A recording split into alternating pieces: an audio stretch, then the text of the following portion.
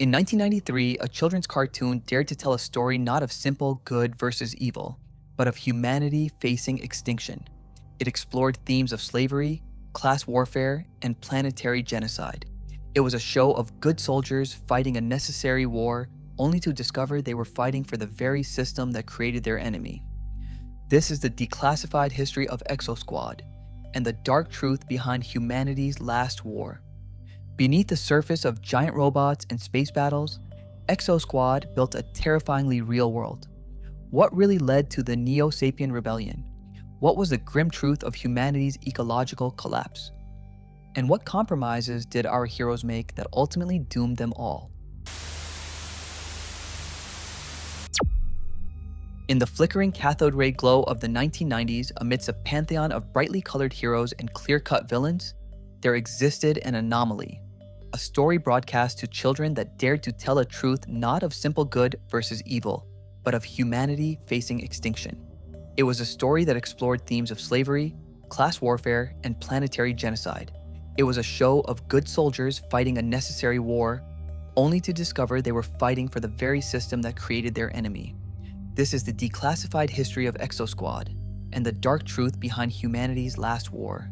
On the surface, it was the story of humanity's finest, the Exo Fleet, fighting a desperate war in powerful mechanized battle armor to reclaim their homes. But beneath the veneer of high-tech warfare was the uncomfortable truth of what humanity had become.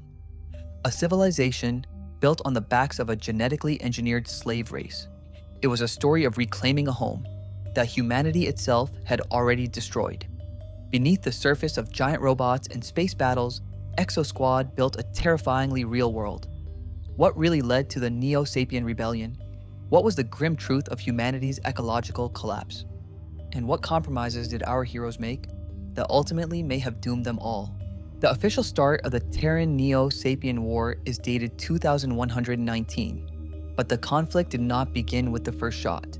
It began over a century earlier, with a series of choices made not out of malice, but out of desperation, arrogance, and a profound disregard for consequence. To understand the war, one must first understand the world that birthed it.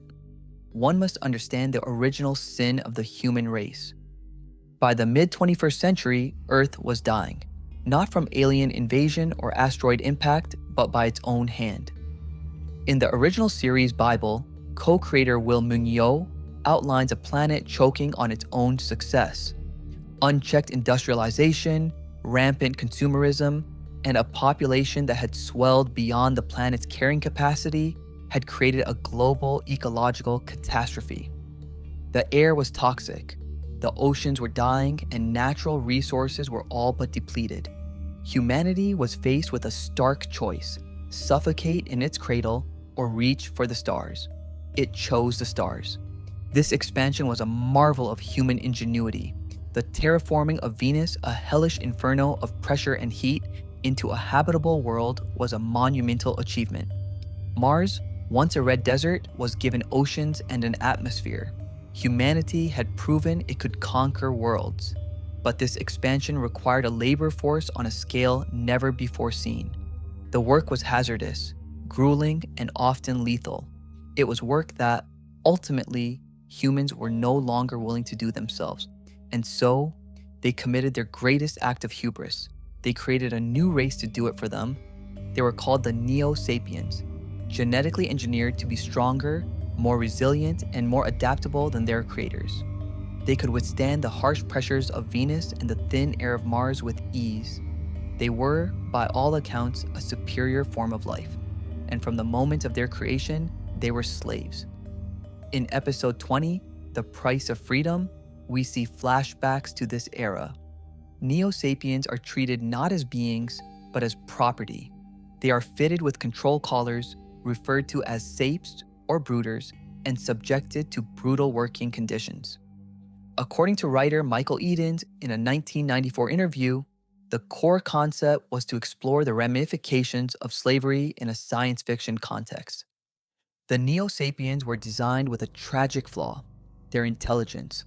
They were not mindless drones. They were fully sentient, capable of complex thought, emotion, and, most dangerously, resentment. Humanity had created a race of supermen and then treated them as beasts of burden. It was a societal pressure cooker, and for decades it simmered. All it needed was a leader to turn up the heat. His name was Phaeton. The Terran governor of Mars, a man named Francis R.J. Tibius, saw him as a useful tool, a charismatic Neo Sapien who could help keep the workforce in line. It was a catastrophic miscalculation. Phaeton was a product of the very system he would come to despise. The series lore, expanded upon in the toy line's biographical data, paints a picture of a brilliant strategist and a master manipulator. He saw the deep-seated arrogance and complacency of the human leadership. He saw the simmering rage of his own people, and he saw an opportunity. He did not preach equality. He preached replacement. His ideology was a dark mirror of human prejudice. He argued that humans were a decadent, weak, and flawed species who had squandered their birthright. He believed that Neo Sapiens were the true inheritors of the solar system. He leveraged every injustice, every casual slur, every act of brutality against his people as fuel for his revolutionary fire. He organized his followers into a clandestine military force, building a secret army under the very noses of his masters. Humanity, comfortable in its position of power, was completely oblivious.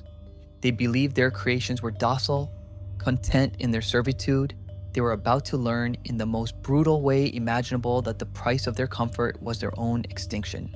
The opening salvo of the Neo Sapien rebellion was not a single, declarative act of war, but a series of carefully orchestrated strikes designed to decapitate the human leadership and cripple their defenses in a single, brutal stroke. The year was 2119. Phaeton, having consolidated his power, was ready to make his move. The catalyst, as revealed in the first few episodes of the series, was an event later known as the Martian Massacre. Governor Tibius, finally growing suspicious of Phaeton's influence, ordered a crackdown. The result was a bloodbath, with Terran security forces firing on unarmed Neo Sapien workers. For Phaeton, this was the perfect pretext. He framed the event as an act of unprovoked genocide, a final proof that coexistence was impossible. It was the spark he needed to ignite the entire solar system. Why did humanity, with its centuries of military history and technological dominance, fall so quickly? The answer lies in its arrogance. The entire infrastructure of the colonies, from mining operations to atmospheric processors, was maintained by Neo Sapien labor. The defense systems were often manned by Neo Sapiens. When the rebellion began, it wasn't just an external attack, it was a complete internal collapse. The systems that supported human life were shut down or turned against them by the very people who built them. Furthermore, the Exofleet, humanity's premier fighting force, was a shadow of its former self. It was a peacetime fleet spread thin across the vast distances of the solar system. Many of its most advanced E-frames, the mechanized suits that gave the show its name, were designed for specialized tasks like construction or deep space salvage, not frontline combat. As creator Will Munoz has stated in multiple interviews, the initial conflict was intended to be a sci-fi Pearl Harbor, a sudden devastating blow from which humanity would barely recover. Venus fell first, then Mars. The outer colonies, bases on the moon of Jupiter and Saturn, were isolated and cut off. The remnants of the Exofleet, scattered and leaderless, were forced into a desperate retreat. And then, Phaeton set his sights on the ultimate prize, Earth. The invasion of Earth is depicted in the series as a blitzkrieg. The planetary defense grid, once thought impenetrable, was swiftly overcome. Major cities fell within hours. The fall of Earth was a profound psychological blow. It was a symbolic death of the human empire. For the survivors, scattered across the solar system, it marked the beginning of the diaspora. They were no longer colonists. They were refugees. The Exofleet, under the command of Admiral Matthew Winfield, was forced to regroup in the outer darkness, a battered and broken remnant of a once great power. They had lost their homes, their families, and their future.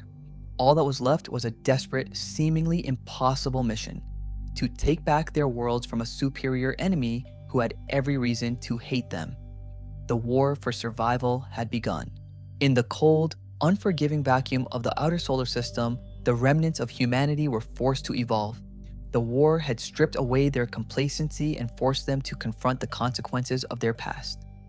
The Exofleet, once a symbol of colonial power, was reforged into an instrument of rebellion. This is where the core of the series takes place, in the long, brutal slog of a war fought across vast distances by flawed, desperate people. The narrative of Exosquad is primarily told through the eyes of Squad, an elite unit of E-frame pilots led by Lieutenant J.T. Marsh. They are presented as heroes, but the show is remarkably clear-eyed about the toll the war takes on them. Marsh is a brilliant leader, but he's also reckless and burdened by the weight of command. Nara Burns is a resilient and resourceful soldier, but she is haunted by the loss of her family, who were left behind on Venus during the initial invasion, a fact that drives her to take extreme risks. Kaz Takagi is a hot-headed but skilled pilot, often at odds with Marsh's leadership. These were not one-dimensional archetypes, they were soldiers in an impossible situation, and the show did not shy away from showing their scars. The war effort was not monolithic. Beyond the Exofleet, a loose confederation of resistance cells fought a shadow war against the Neo Sapien occupation. On Venus, the Venusian resistance led by Nara Burns' own grandfather, James, conducted guerrilla operations. On Mars, prospectors and colonists formed militias. A recurring theme in the second season is Admiral Winfield's struggle to unite these disparate, often untrusting factions into a cohesive fighting force. Humanity was its own worst enemy, with old prejudices and political rivalries threatening to undermine the war effort even as extinction loomed. Crucially, the series refused to portray the Neo Sapiens as a monolithic evil. While Phaeton was a genocidal tyrant, the show frequently explored the nuances of Neo Sapien ideology. According to the original writer's guide, a key theme was the corruption of a just cause. Many Neo Sapiens had fought for liberation, not for the extermination of humanity. We see this through characters like Marsala, a Neo Sapien officer who defects to the Exofleet after witnessing Phaeton's atrocities. He becomes a vital character, forcing the human heroes to confront their own prejudice and accept that not all Neo Sapiens are their enemies. Phaeton's inner circle was also rife with division. General Shiva, his most brilliant military commander, was a pragmatist who saw the value in using human collaborators and preserving some of Earth's infrastructure. Livia, the head of intelligence, was a true believer in Neo Sapien supremacy, often advocating for more radical and brutal methods. This internal conflict was not just palace intrigue, it showed that the Neo Sapien empire, built on a foundation of hate, was inherently unstable. As the war dragged on, both sides grew more desperate and the conflict escalated to horrific new levels. In the latter half of the series, we see the introduction of devastating biological and chemical weapons. The Neo Sapiens unleash a fusion toxin bomb that destabilizes the atmosphere of a planetoid, making it uninhabitable. They develop a retrovirus that targets human DNA, a weapon of pure genocide. But the show makes it clear that this slide into barbarism was not one-sided. In response, the Exofleet, in its desperation, authorizes the creation of its own monstrous biological weapons. The most terrifying of these was Able, a genetically engineered superorganism designed to devour Neo Sapien genetic material. In the episode The Last Man, we see this weapon unleashed, and it is depicted as an uncontrollable horror, a monster that cannot distinguish between soldier and civilian. This was a profound turning point for the series.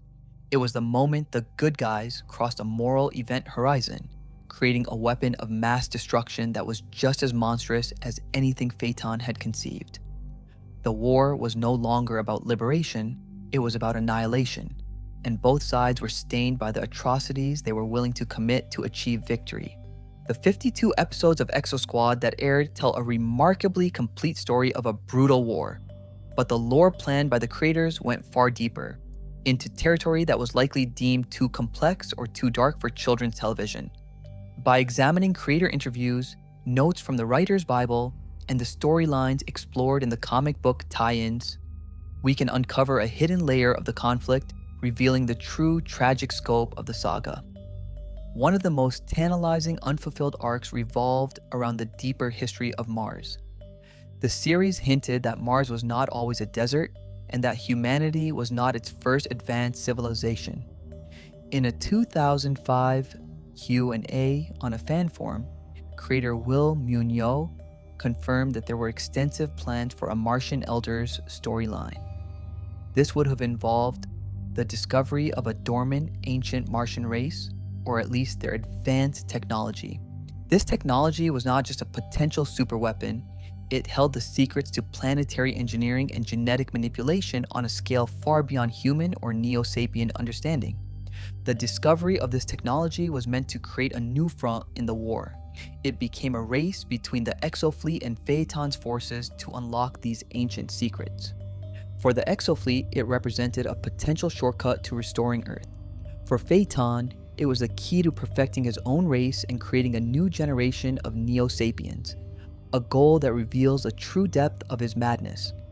The comic book series, published by Topps in 1994, delves into this.